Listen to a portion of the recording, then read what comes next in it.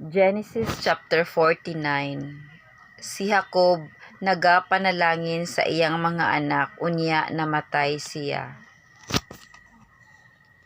Ug gitawag ni Jacob ang iyang mga anak ug miingon siya, pagtigom kamo aron makapahayag ako kaninyo sa mahitabo kaninyo sa ulahi nga mga adlaw. 2. Pagtigom kamo ug patalinghogi ninyo mga anak ni Jacob. Og magpatalinghog kamo sa inyong amahan nga si Israel.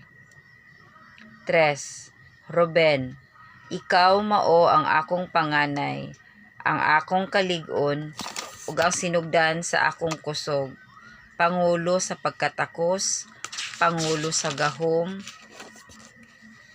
4. Nagabukal ingon sa tubig, dili ikaw mahimong pangulo.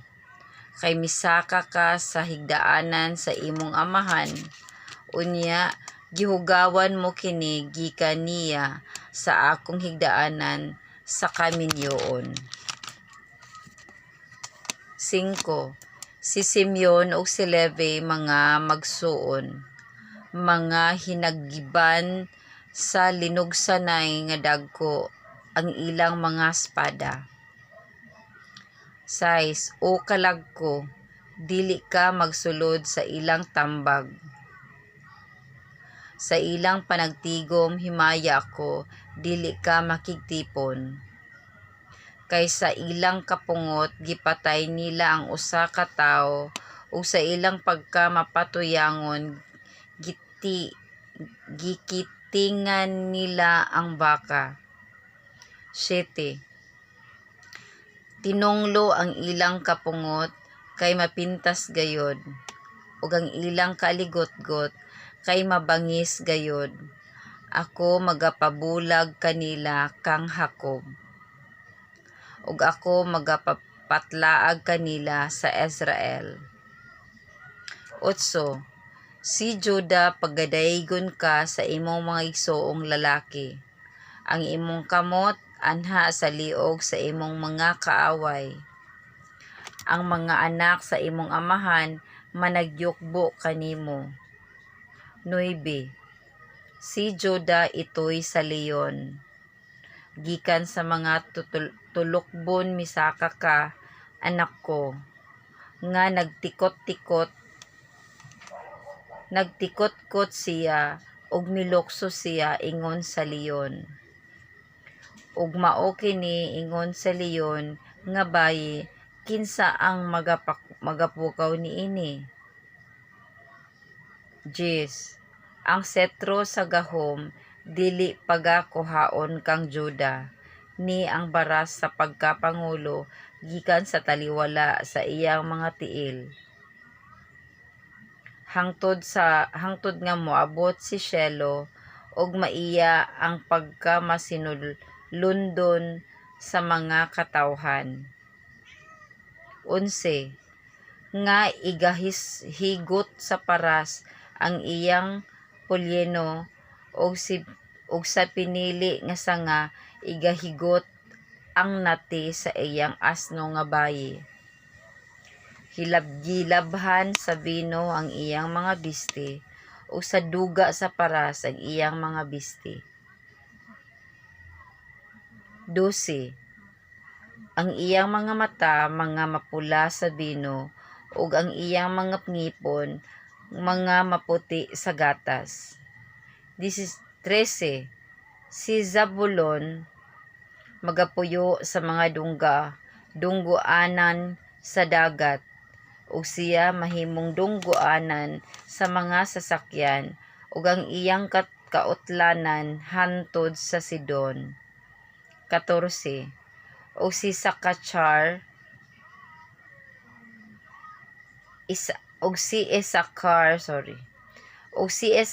asno nga kusganon ug nagalubog sa taliwala sa duha ka turil. 15. Ug hingkit-an niya ang pahulayanan nga maayo, ug ang yuta nga makapahamuot ug gibawog niya ang iyang abaga sa pagpas-an. Ug siya nahimong ulipon nga magbubuhis. 16. Si Dan magahukom sa iyang katawhan ingon nga usa sa mga banay ni Israel. 17. Si Dan mahimong sama sa bitin sa ubay sa dalan, bitin nga malala sa ubay sa agianan, nga magapaak sa mga tikod sa mga kabayo aron ang mga kabayo mahulog sa likod. 18. Sa imong kaluwasan nagahulat ako, O Jehova. 19. Kang God, ang kasundaluhan nga langyaw magadusmog kaniya. Apan siya magadusmog sa ilang tikod. 20. Gikan kang Aser ang iyang tinapay nga matambok ug siya magahatag sa mga malami nga pagkaon nga harianon. 21. Si Neftali maong lagsaw nga bay nga binuhian nga magahatag og mga pulong nga matahom. 22. Si Jose mao ang sanga nga mabungaon, sanga nga mabungaon tupad sa usa ka tuburan. Ang iyang mga salingsing nagatabon sa kuta. 23. Ang mga magpapana nagpaguol kaniya ug nagpana kaniya ug nagukod kaniya. 24. Apan ang iyang pana nagpabilin sa pagkalig-on ug ang mga bukton sa iyang makamot nangabaskog. Pinaagi sa mga kamot ni adtong kusgan ni Jacob, gikan didto mao ang magbalantay ug ang bato ni Israel. 25. Bisan sa Dios sa imong amahan nga magatabang kanimo ug sa makagagahom nga panalangin kanimo. Sa mga panalangin nga gikan sa langit sa itaas, sa mga panalangin sa kahiladman nga anaa sa mga dughan ug sa taguangkan. 26. Ang mga panalangin sa imong amahan nagalabaw sa mga panalangin sa akong mga ginikanan ngadto sa utlanan sa mga bukiran nga walay katapusan.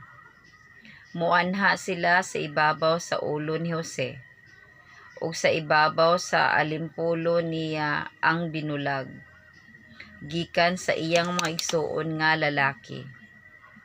27. Ug si Benjamin mao ang lubo nga mga ngagaw. Sa buntag mukaon siya sa tulokbon, ug sa hapon magapahat siya sa mga inagaw. Kini silang tanan mao ang napulo og duha ka mga banay ni Israel, ug kini mao ang giingon kanila sa ilang amahan, ug gipanalanginan sila ang tagsa-tagsa sumala sa panalangin nga iyang gipanalangin kanila. 29. O siya nagsugo kanila ug miingon kanila, ako moadto nga igatipon uban sa akong katawhan. Ako ilubong ninyo uban sa akong mga ginikanan, sa ngalangob nga atua sa kapatagan sa Efron nga Hetihanon. 30. Sa langob nga atua sa kapatagan sa Makpila nga atua sa unahan sa Mamre sa yuta sa Kanaan, nga gipalit ni Abraham uban ang maong kapatagan ni Efron sa nga Hetihanon nga sa panulundon nga lubnganan. 31. Didto gilubong nila si Abraham ug si Sara nga iyang asawa didto gilubong nila si Isaac ug si Rebeka nga iyang asawa, didto man usab gilubong ko si Leah. Leah ang kapatagan nga langob nga atoa didto nga gipalit gikan sa mga anak ni Heth.